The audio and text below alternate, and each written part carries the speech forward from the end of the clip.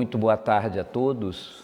Muito obrigado pela oportunidade que me conferem de aqui estar participando nessa iniciativa em que tive a oportunidade de acompanhar atentamente a exposição dos companheiros que nos esclareceram acerca desse tema e poder também partilhar um pouco daquilo que é a nossa vivência, o nosso dia a dia no tocante à doutrina espírita, né?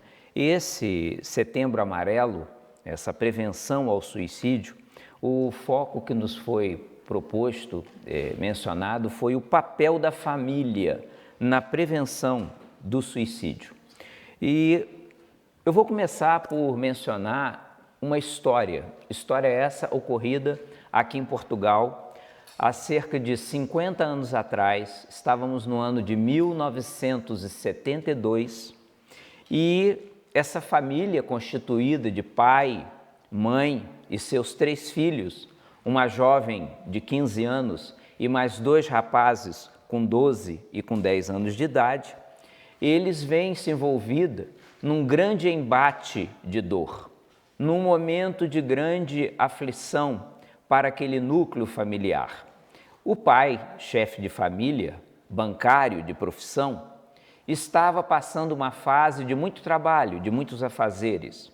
Uma fase em que, na altura, não era muito comum que as pessoas pudessem procurar auxílio médico, recursos terapêuticos, para que pudesse enfrentar aquela fase de dificuldade. E o que ocorre é que esse profissional, esse bancário, depois de um grande estresse, de um grande esgotamento mental, ele havia tido uma mudança na filial onde trabalhara, não tivera tido oportunidade de tirar férias, repousar, descansar um pouco mais, e a família é tomada em choque quando, sem nada saberem, nomeadamente seus filhos e a sua esposa, ele acaba, em virtude de um grande excesso de trabalho, associado a um desequilíbrio mental, a uma doença mental, ele acaba por cometer o suicídio. Um desastre, uma tragédia para aquela família. A mãe, licenciada, formada em enfermagem, até então tinha a oportunidade de dedicar seu tempo e sua atenção aos seus filhos. Os filhos, adolescentes, pré-adolescente, o mais novo, veem a vida completamente arrasada. E as dificuldades foram muitas. As consequências foram enormes para aquele grupamento familiar. Estamos falando no papel da prevenção da família, mas aqui eu estou apresentando uma situação em que a família acaba sendo a grande vítima, além da própria criatura que não conseguiu resistir, daquele transtorno, daquela tragédia, daquele momento de grande dificuldade. A vida corre, os filhos cresceram. Imensas dificuldades emocionais, psicológicas, sociais, econômicas. Com grande dificuldade, a mais velha, na altura do evento, tinha 15 anos, consegue obter uma bolsa e consegue estudar. Vem a ser professora. O seu irmão, que na altura tinha 12, também consegue uma bolsa e, com certa ajuda, também consegue se formar. O mais novo já não teve a oportunidade de também conseguir essa bolsa para estudar. Os irmãos mais velhos se reúnem e vão patrocinar, financiar, para que também ele pudesse ter alguma formação para poder trabalhar e poder se desvencilhar na vida. As consequências foram grandes naquela época, mas foram consequências que ecoaram ao longo de muitos anos. Estamos falando numa época em que as casas espíritas estavam fechadas em Portugal. O recurso, o auxílio espiritual, de uma forma mais acessível, era bem mais difícil.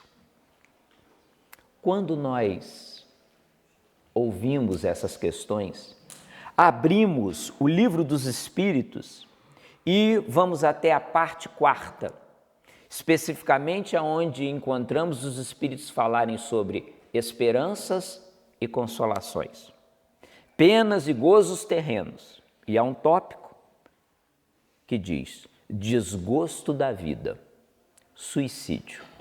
Na pergunta de número 943, Allan Kardec perguntou à espiritualidade superior. Uma pergunta que, realizada há mais de 150 anos atrás, ela tem uma atualidade fora do comum. Donde nasce o desgosto da vida, que sem motivos plausíveis se apodera de certos indivíduos? Resposta dos Espíritos: efeito da ociosidade, da falta de fé e também da saciedade. Nós vamos pegar essas 3 questões que os espíritos superiores responderam a Allan Kardec para tecermos aqui algumas considerações e podermos perceber e podermos entender o que ocorre nos nossos dias atuais.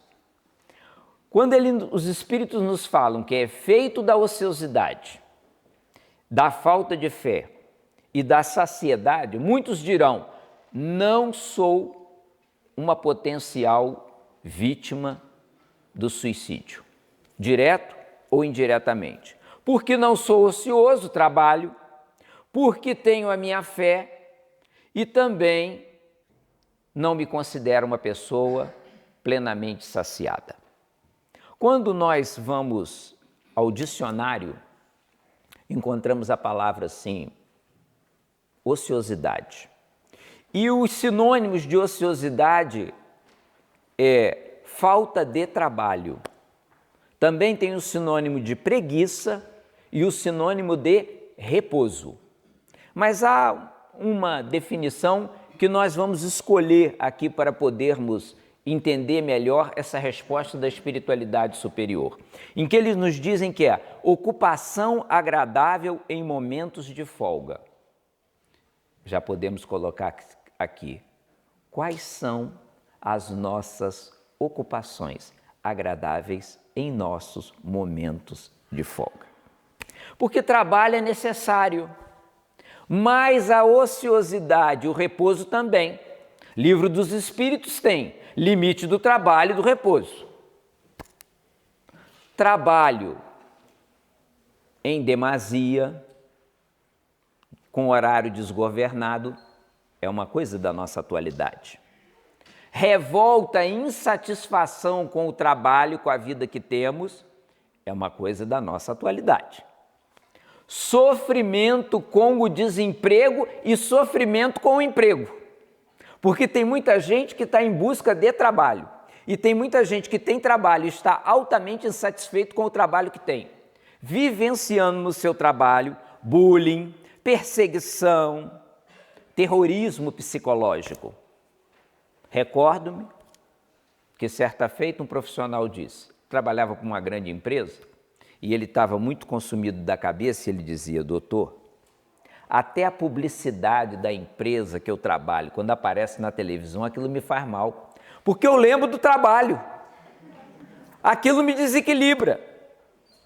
Então, ainda por cima, temos um outro tópico, que é a questão da reforma ou da aposentadoria. Um mundo de gente que, se pudesse, se reformaria agora. E um outro tanto que já vai afirmando que mesmo que chegue a idade, o tempo de desconto, quer continuar trabalhando. Eu vou endoidecer se deixar de trabalhar. Quando chegar a reforma, eu já não tenho condições de desfrutar bem, porque já não tenho saúde, já não tenho equilíbrio emocional. Haverão outros que assim afirmam. Então nós temos, no nosso contexto atual, uma realidade que é interessante e deixa-nos refletir acerca do trabalho terreno e do trabalho espiritual, do trabalho de César e do trabalho com a providência divina. E andamos num corre-corre tão grande que dizemos: o trabalho terreno, o trabalho da terra me consome de tal ordem que não me dá tempo, disponibilidade, ânimo, vontade de fazer algo de foro espiritual. É a realidade que nós encontramos hoje.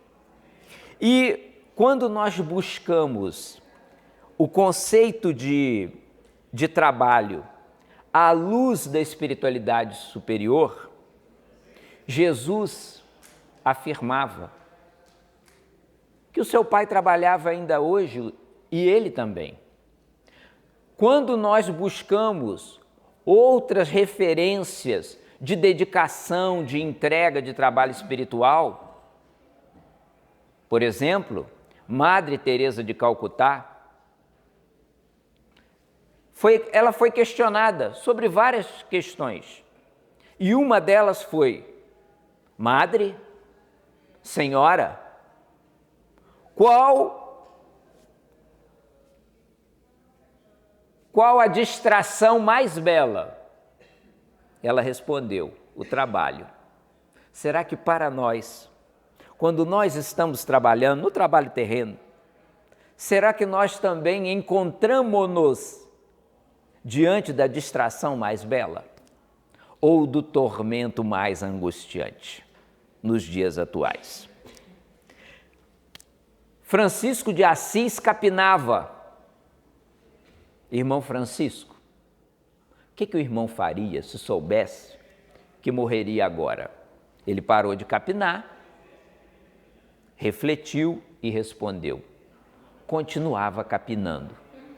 Será que nós, se fôssemos questionados, se morrêssemos agora, será que nós continuaríamos a fazer o que estamos fazendo? Ou tentaríamos negociar? Não, agora não, tenha calma, eu ainda tenho tanta coisa para fazer, eu ainda tenho tanta coisa para resolver. Na realidade do trabalho, nós precisamos, resposta dos espíritos, efeito da ociosidade. Nós precisamos ver o trabalho terreno, o trabalho espiritual e vermos o trabalho como um investimento da alma. Trabalhar pela vida, trabalhar com o sentido de que nós estamos na Terra com uma determinada missão. Pode estar na cozinha lavando louça, lavando prato, servindo a mesa, jardinando, visitando os doentes, avaliando os processos nos tribunais, construindo planos diretores daqui e dali. Mas é muito importante que a gente perceba que o nosso trabalho na terra tem uma razão de ser, tem uma razão de existir. Sairmos da condição de eu tenho que trabalhar, eu vou trabalhar. Amanhã é segunda-feira, tanta gente que gostaria de trabalhar e não tem trabalho. Efeito da ociosidade. Resposta dos espíritos.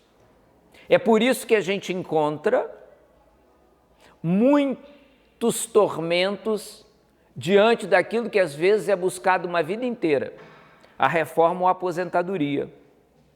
Porque nos primeiros 2, 3 meses dá um jeito fabuloso. A gente arruma os armários, despacha muito lixo, põe tudo em ordem, dá um jeito na casa. Depois vem a angústia. Depois vem probleminhas de saúde que a gente começa a magicar. Meu pai também tinha isso, quando ele tinha a minha idade aconteceu aquilo, qualquer dia sou eu, porque o meu irmão já foi, porque a gente começa ligeiramente ligeiramente, a endoidecer, no pessimismo, na angústia, no desespero. Efeito da ociosidade. A importância de colocarmos no trabalho de cada dia, um pouco da alegria de cada dia, da satisfação de cada dia, do entendimento de cada dia. Falta de fé, e foi bem mencionado aqui pouco antes. É curioso que muitos religiosos, até líderes, eles se suicidam. Há momentos em que eles não suportam.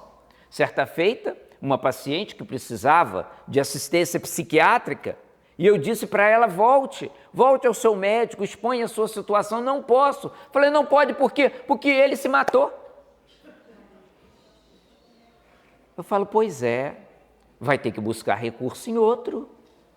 Denotando que também nós, profissionais de saúde, também precisamos de respaldo, conhecimento, suporte para poder enfrentarmos os desafios da nossa vida pessoal e da prestação de socorro àqueles que nos buscam.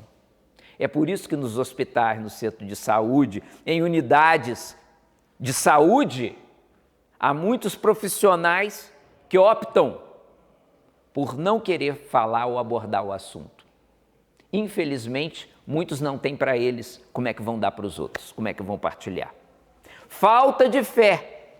Definição de fé, está lá no dicionário. Estado ou atitude de quem acredita ou tem esperança em algo. Bem, eu acredito. Eu tenho esperança. E a proposta da doutrina espírita é o quê? A proposta da doutrina espírita é de uma fé raciocinada, de uma fé com compreensão, de uma fé que nos alarga os horizontes da vida. O seu momento de pensamento suicida não se limita apenas ao hoje, ao agora, ao problema que você teve, ou a essa reencarnação. É muito mais abrangente. Nós temos, nos dias que correm, uma grande luta, que é o materialismo. Quantos que nos dizem, morreu, acabou? Quantos que nos dizem, ninguém voltou aqui para dizer como é que era? E eu já escutei isso da boca de muitos médiuns, porque eles desencarnaram e voltaram através dos médiuns para dizer isso, e estando diante da imortalidade da vida. Nós temos hoje uma grande busca pela espiritualidade. E nessa busca pela espiritualidade, o espiritismo tem um papel fundamental e importantíssimo nesse campo. Porque vivemos dias de ausência de fé, vivemos dias de materialismo, vivemos dias de ironia com a fé alheia, porque se alguém se diz crente ou procura ter uma determinada vivência no campo do bem, no campo da luz, se não tiver a devida estrutura, vai ter que aturar a gozação de muita gente. Muita crítica. Então é necessário que a solidez interna esteja presente, espiritual. O que nós vivenciamos? Nós vivenciamos nos dias atuais uma sociedade dita cristã que vive de uma forma materialista. Olha o paradoxo. Qual é a nossa sociedade cristã? Como é que a gente vive de uma forma materialista? Conflito. Conflito. Quando aparece doença, quando aparece que a doença que apareceu está vitimando as pessoas com mais idade e com comorbilidade. Quando o número de óbitos começa a subir, é o caldo de cultura para a gente entrar em ansiedade, em desespero. Terceiro ponto. Saciedade. A definição no dicionário de saciedade é fastio. Também tem a definição de estar aborrecido ou de estar cheio. Do que nós estamos cheios nos dias que correm? Do que nós estamos pleno? Nós estamos vivendo dias em que necessitamos de uma palavra que está muito na moda, que se chama motivação. As pessoas perderam o ânimo de uma forma geral. E isso não apenas naqueles que apresentam um desalinho psicoemocional. Surpreende-nos que nos dias atuais as nossas crianças já não correm como nós corríamos atrás da bola. Já não brincam como a gente brincava. Os nossos jovens encontram-se em grande número sem interesse, sem objetivo, num certo desgaste, como se eles já tivessem vivido 100, 200 anos. Então, é muito importante, à luz da doutrina espírita, que nós tenhamos ideal. Diz o ditado que quem corre por gosto não cansa. Quem faz algo com o ideal, quem faz alguma coisa com o objetivo, com o interesse, não cansa. Quem gosta de cozinhar está sempre experimentando uma receita nova. Quem gosta de dar jeito no jardim está sempre tirando a erva daninha, sempre plantando algo novo, olhando como é que cresce. Tem muito sol, tem um pouco de chuva. Tem gosto. Nós precisamos ter gosto pela vida. Quem gosta de cuidar de animais, cuide. Quem gosta de recolher animal abandonado, recolha. Quem gosta de visitar doente, que visite. Quem gosta de fazer seja o que for, mas que se sinta interessado, que se sinta apegado à vida, porque senão nós não alcançaremos a plenitude e a realização. Quem tem ideal pode ter problemas, pode ter diagnósticos de doença, mas não fica nos problemas, não fica nos diagnósticos, não fica nos desequilíbrios. Resposta dos espíritos,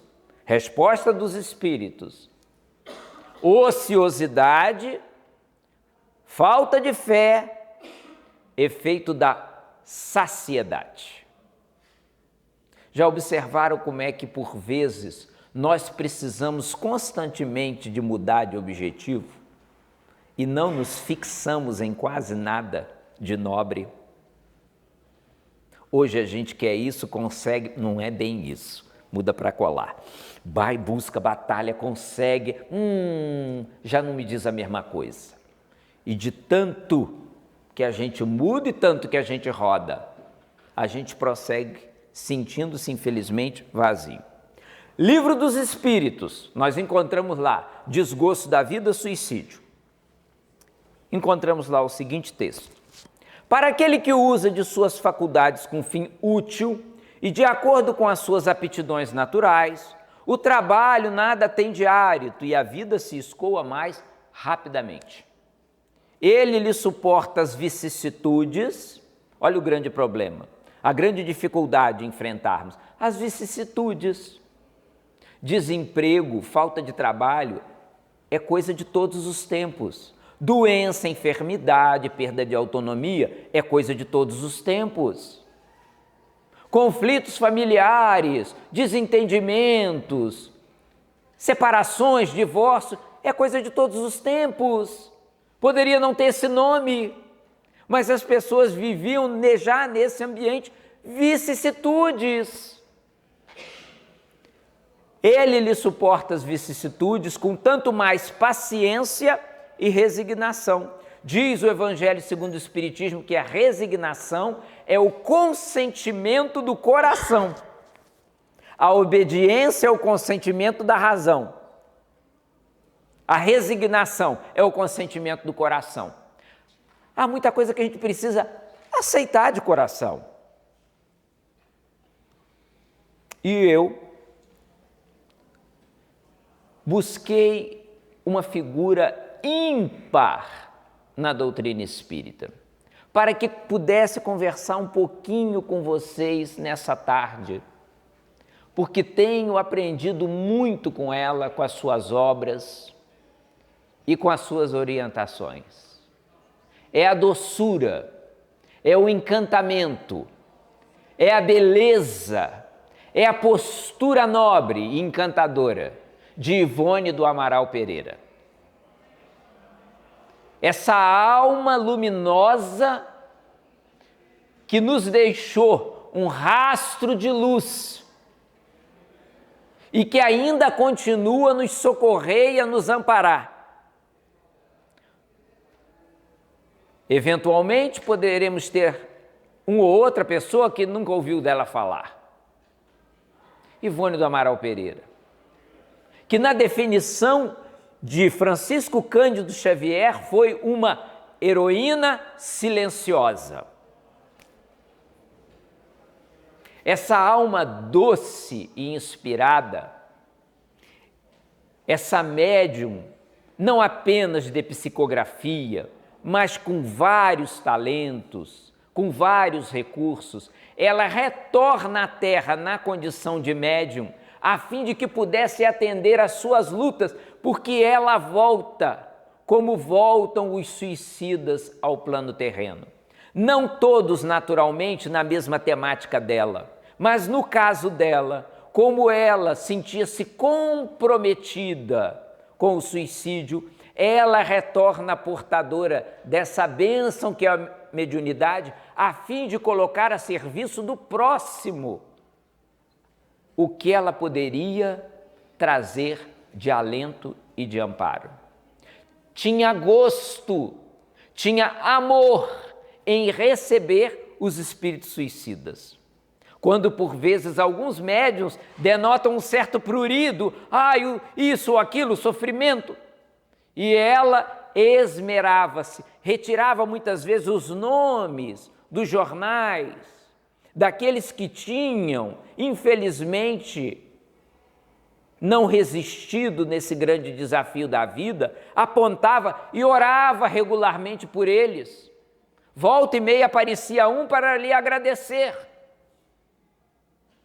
Ivone do Amaral Pereira, e que nos diz muito em Portugal, porque a ela esteve ligado, encontra-se ligado ainda, Camilo Castelo Branco, o grande escritor português. E é ele que lhe narra as suas experiências no mundo espiritual, que eram experiências dela também. As experiências de Camilo eram as experiências de Ivone, em que ele vai trazendo, em que ele vai retratando as suas lutas ao se ver vivo no mundo espiritual, porém fora do corpo físico.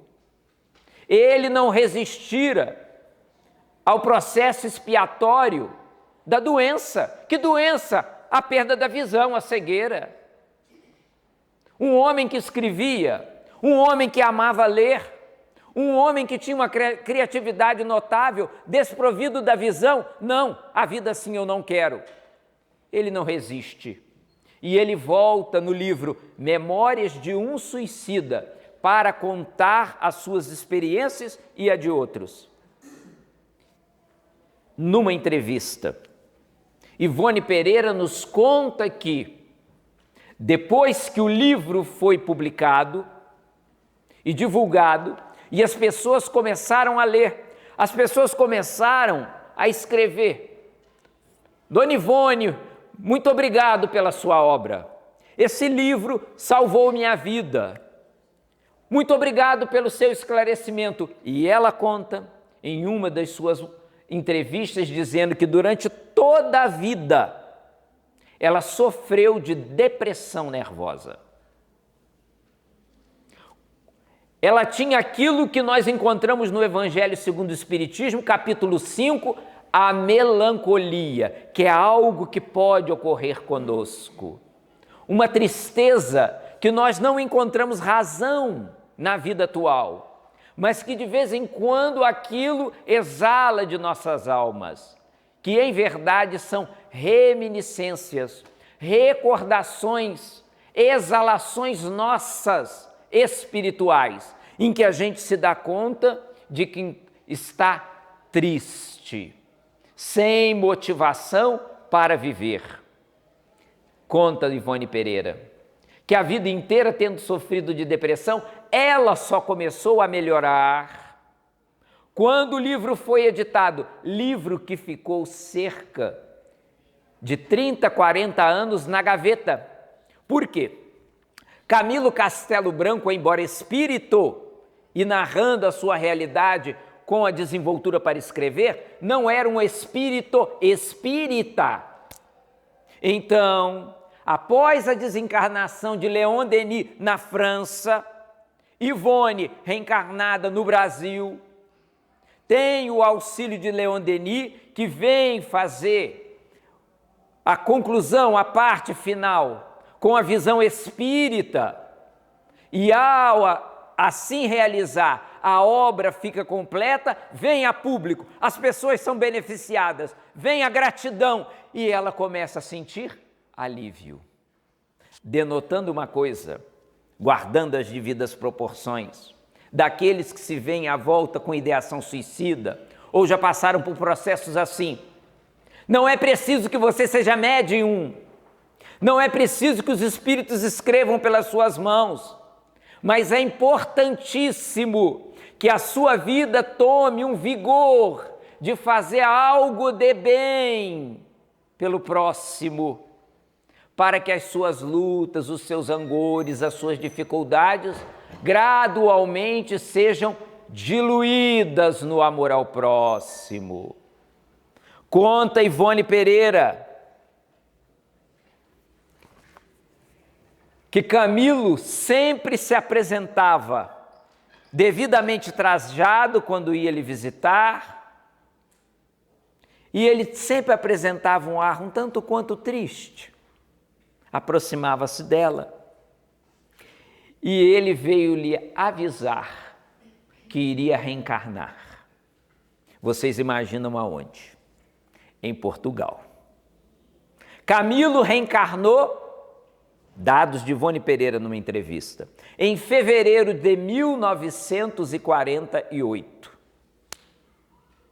Ele sempre me disse que reencarnaria em Portugal.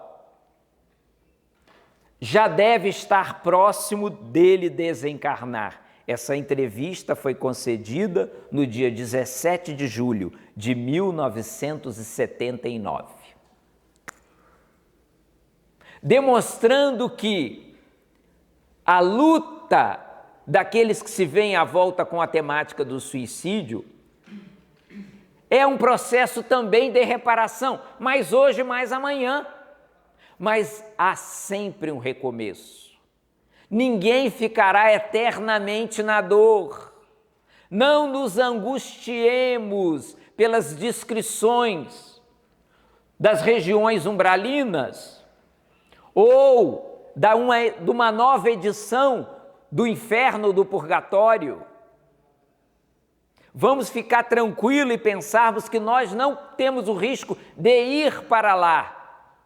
Vamos ficar tranquilos na certeza de que nós viemos de lá.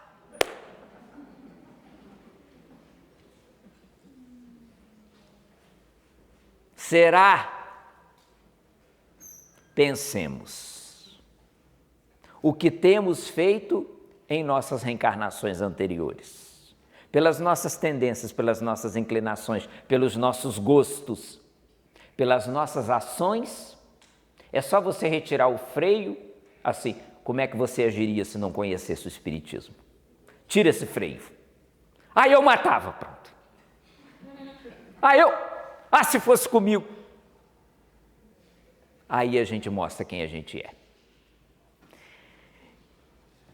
Ivone nos diz, já que nós estamos falando num processo de prevenção do suicídio, Uma ex-suicida nos diz que há casos, há motivações para o suicídio que são mais difíceis de você vencer. E ela nos informa que se a pessoa perde o trabalho, não tem emprego, arruma o trabalho, lá vai passando. A pessoa está doente, tudo, trata, recupera, lá vai passando. Mas os casos mais difíceis são os casos de amor. São os casos mais difíceis. São os casos de abandono. São os casos em que você se sente ferido afetivamente, emocionalmente. São as paixões. É a motivação mais difícil para você evitar que alguém realize o suicídio. Numa sociedade que nós estamos, em que muitos dizem, o meu compromisso é não ter compromisso. Eu estou com todas e não estou com nenhuma.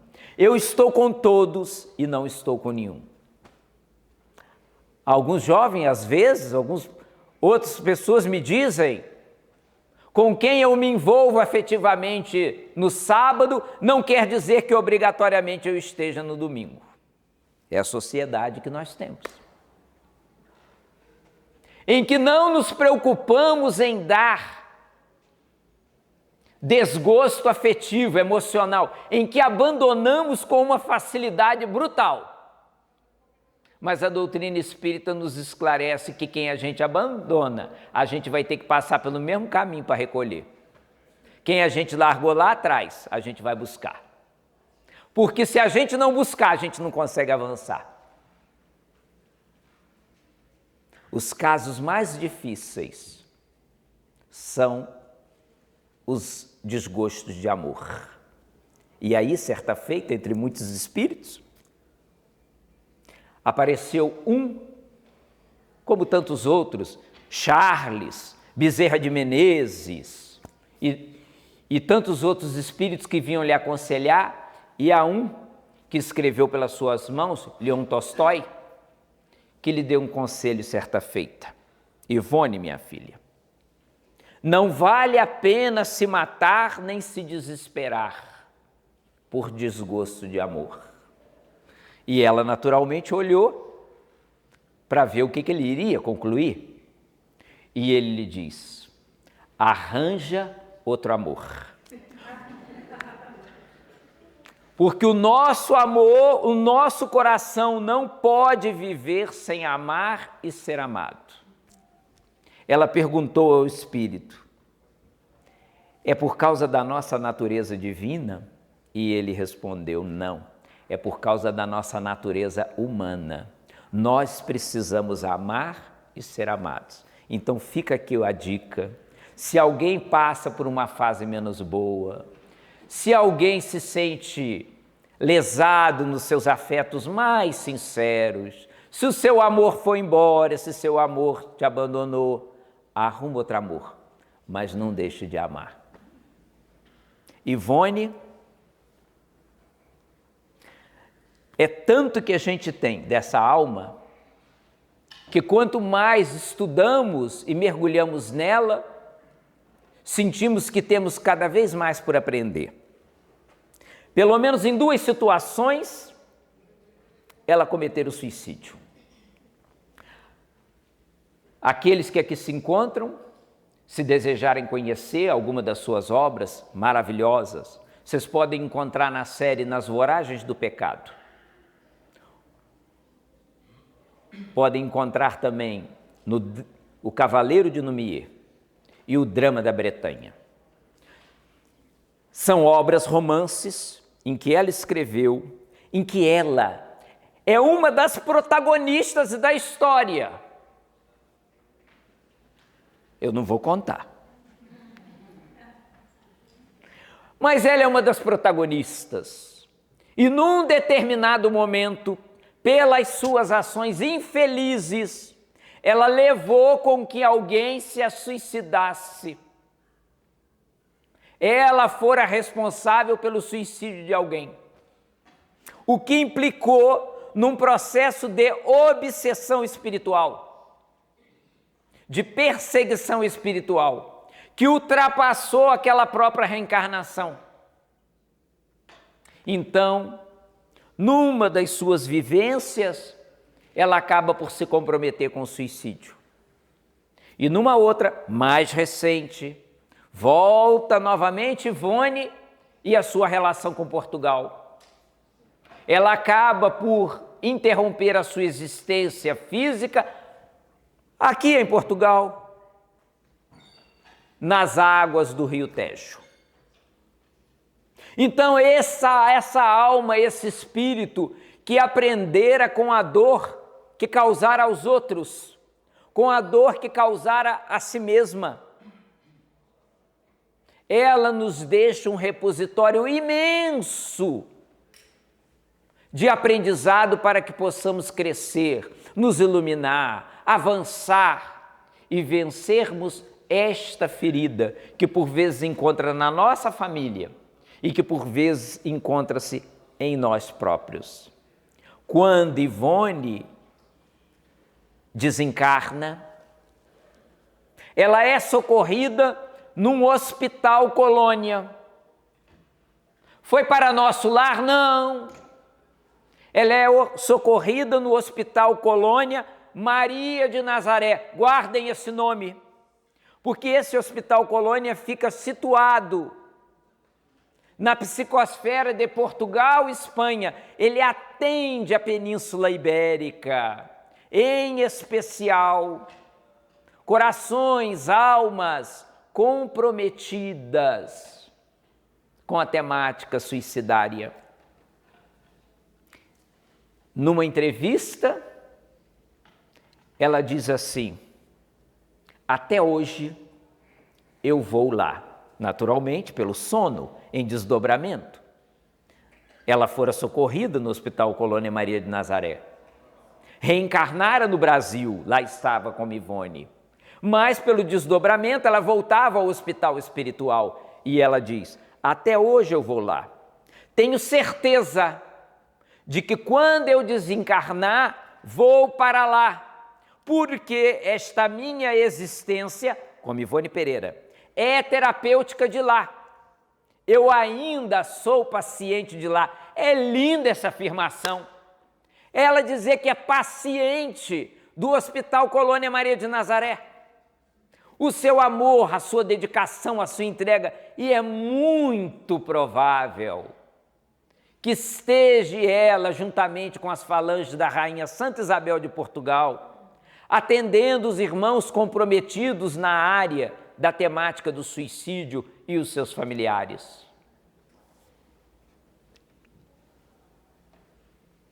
Dentro dessa proposta, em que já vimos o que o Livro dos Espíritos nos traz, em que já vimos alguns trechos muito reduzidos dessa presença amorosa de Ivone Pereira. O que é importante para nos ajudar? Se na nossa família temos essa situação suicidária, ou se somos nós que nos sentimos de vez em quando perturbados com essa recordação, lembrarmos que nós podemos e devemos usar as nossas faculdades com uma finalidade útil, darmos um sentido para a vida, fazer das nossas aptidões naturais virtudes que nos ligam à vida, recordar o conselho dos espíritos superiores, 2 medicamentos que a farmácia não tem, o hospital não tem, mas que você tem dentro da sua farmácia divina, que é paciência e resignação. Certa feita, Chico Xavier queixava-se a Emmanuel. Falou. Depois de algum tempo, Chico olhou para Emmanuel como se lhe perguntasse: você não vai dizer nada? Emmanuel lhe disse: Chico, 50% dos nossos problemas, das nossas virtudes, a gente resolve com a paciência. Ele olhou e já ia perguntar: e os outros 50? Os outros 50, Chico, a gente resolve com tempo. Nós precisamos de dar tempo para os nossos desequilíbrios, para as nossas chagas morais. Olhar para a gente não achando que a gente é a pior coisa do mundo, mas que a gente é filho de Deus. E embora nossas imperfeições, nós também somos co-criadores. Que nós temos erros, faltas, lutas, dificuldades, mas nós também podemos ter acertos, fazermos o bem, investirmos na luz, arrumarmos tempo, pouco que seja, para fazer alguma coisa desinteressadamente pelo outro.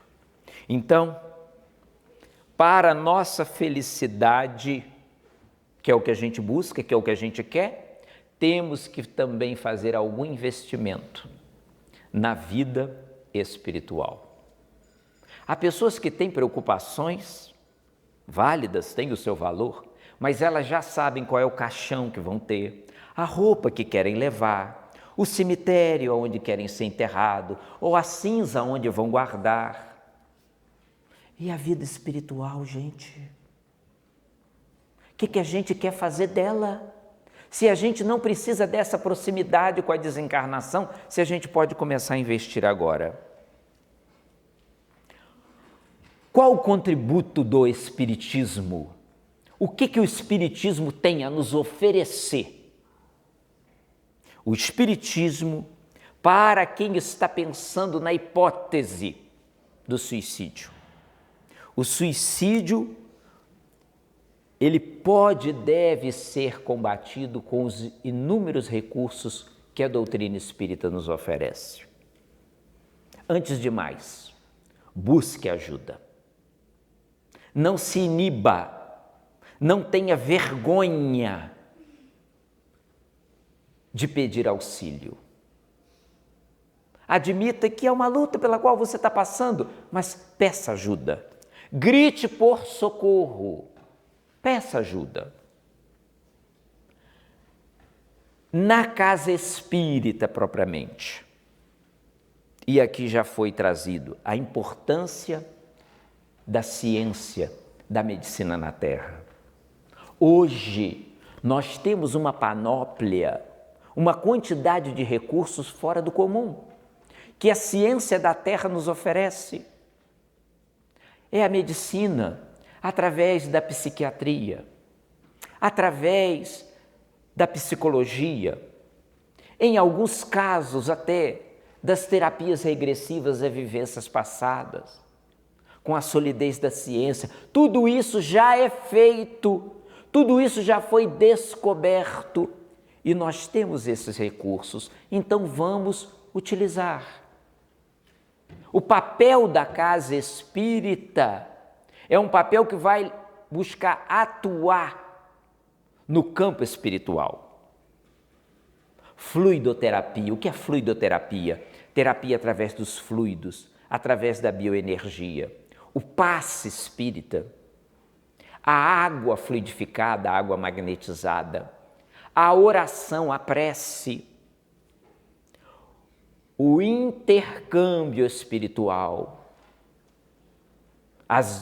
o dito auxílio através das reuniões mediúnicas, aonde nós podemos atender aqueles que gravitam em nossa companhia espiritual.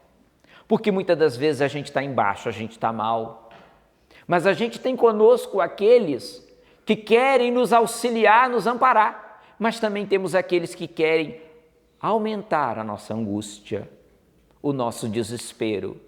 E muitas das vezes a gente, em diálogo com esses espíritos, nós argumentamos: eu lhe desejo que ele atinja a morte, que ele deixe de viver. E muitas das vezes nós argumentamos: você é um espírito desencarnado, você sabe que a morte não é o fim, Por que você lhe deseja o fim da existência se ele não vai deixar de viver?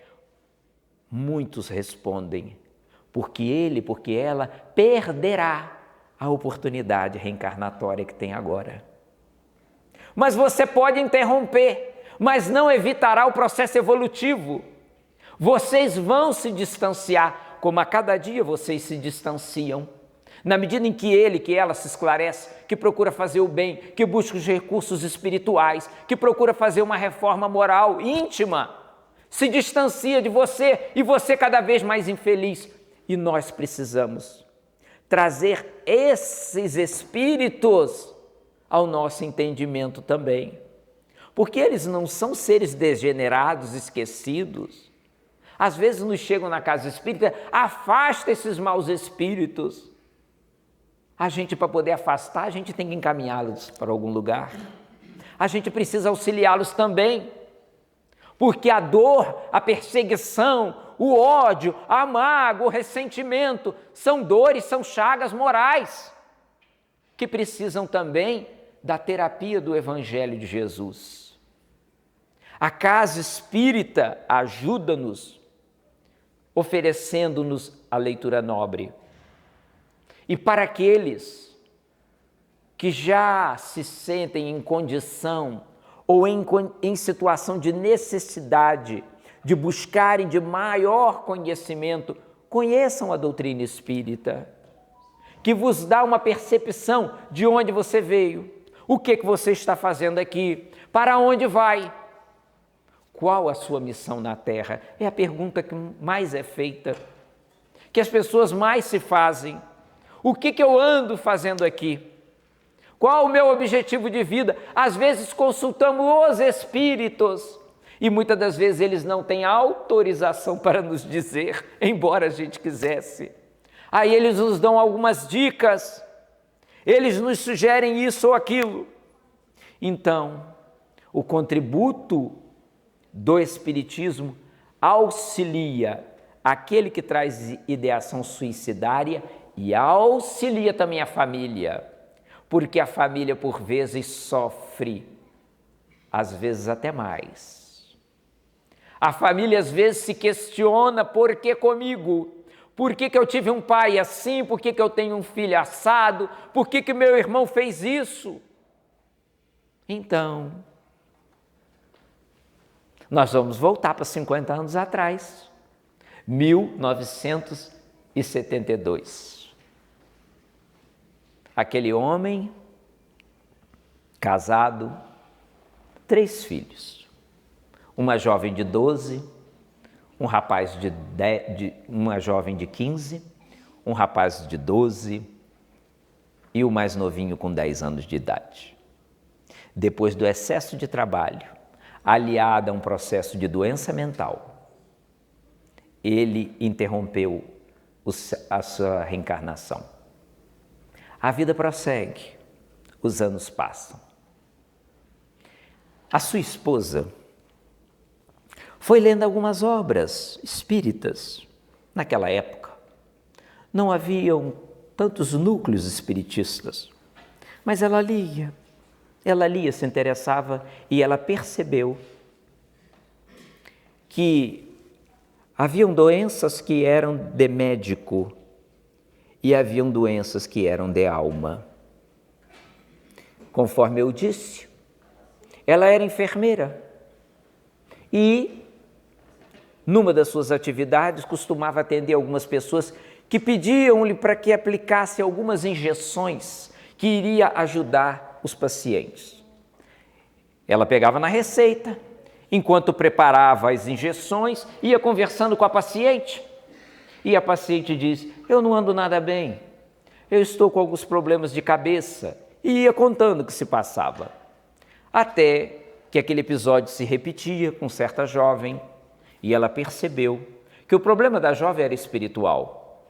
E começou aos poucos a lhe explicar e lhe dar orientações, para que ela pudesse conhecer mais acerca do espiritismo. Os anos passam. Essa menina, que tomava umas injeções para a cabeça porque tinha perturbações espirituais, procurou uma casa espírita. conheceu as obras espíritas, começou a tomar paz, se beneficiar pela prece, assistência espiritual, ingressa numa casa espírita, ajuda a fundação de um centro espírita, prepara outros companheiros, torna-se uma trabalhadora incansável da doutrina espírita. Os anos passam. Ela conhecia a filha mais velha daquela moça que lhe aplicava umas injeções e que o esposo havia se suicidado. E a filha narra que estava passando por um processo psíquico muito delicado. Estava doente, fazia tratamentos de foro psiquiátrico e tudo, não andava muito bem. E ela, em consideração à amizade, lhe diz: digo para você o que a sua mãe me disse um dia, anos atrás. Procure o auxílio espiritual, você pode se beneficiar. Ela concorda, vai até o centro espírita. E ocorreu algo que não é assim tão comum. O que não é tão comum, Lutênio? Os espíritos familiares virem, às vezes, nos dar uma sugestão, uma dica. Os benfeitores, às vezes, com frequência aparecem e tudo, mas no caso daquela jovem, quando ela busca auxílio espiritual, a mãe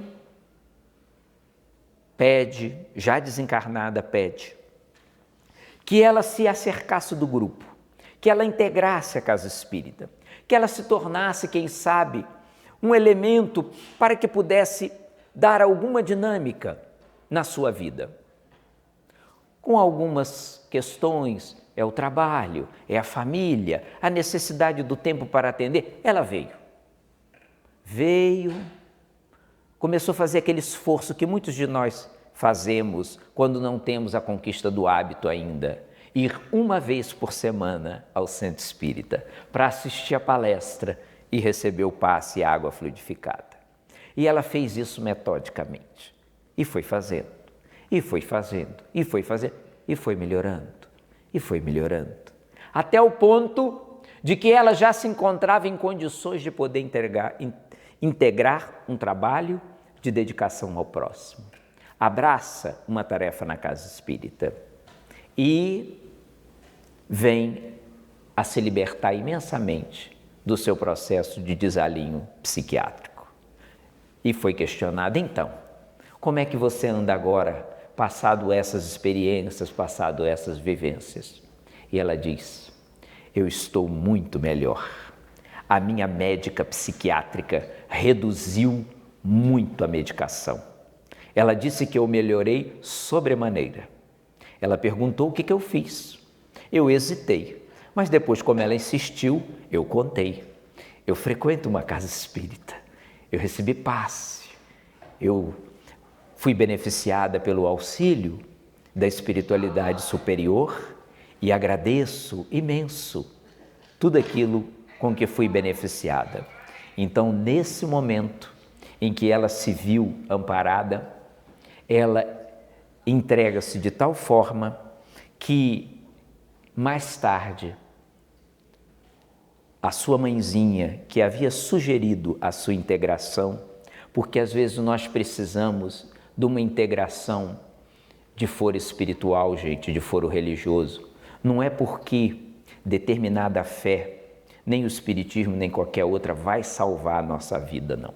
É porque nós precisamos de umas linhas de roteiro para seguir.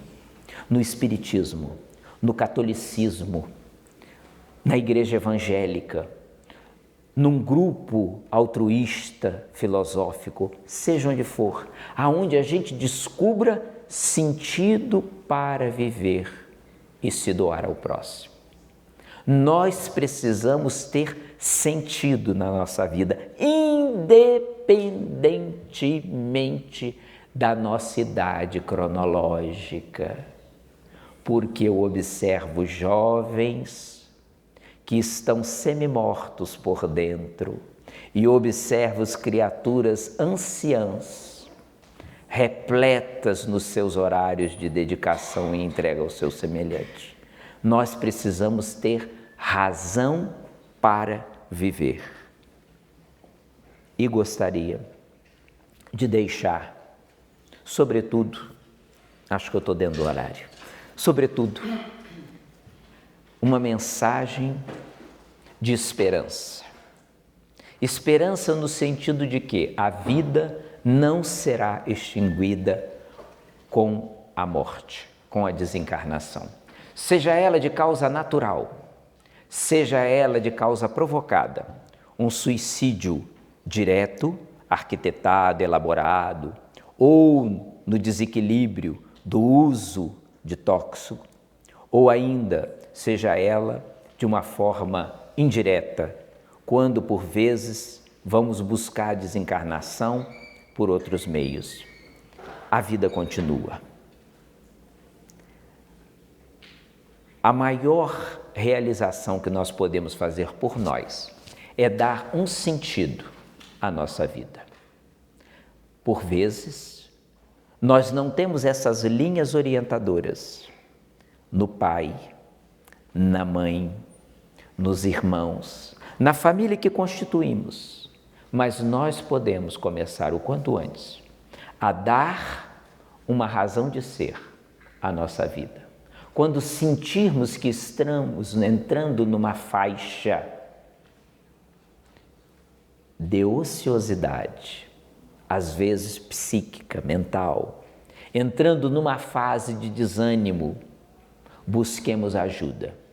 Depois de recuperados, trabalharmos o autoconhecimento. Quem diz assim, eu fiquei muito ruim quando perdi o emprego e tudo, reformule sua relação com o trabalho terreno. Eu fiquei muito abatido, meu pai, minha mãe desencarnou, reformule a sua visão da vida e da morte. Eu fiquei muito abatido quando tive esse desgosto afetivo, reformule as suas relações afetivas. Se você fizer isso, está investindo na sua vida, investindo na vacina, investindo na prevenção. Muito obrigado pela oportunidade do convite que me deram e a atenção com que me acompanharam. Muitíssimo obrigado.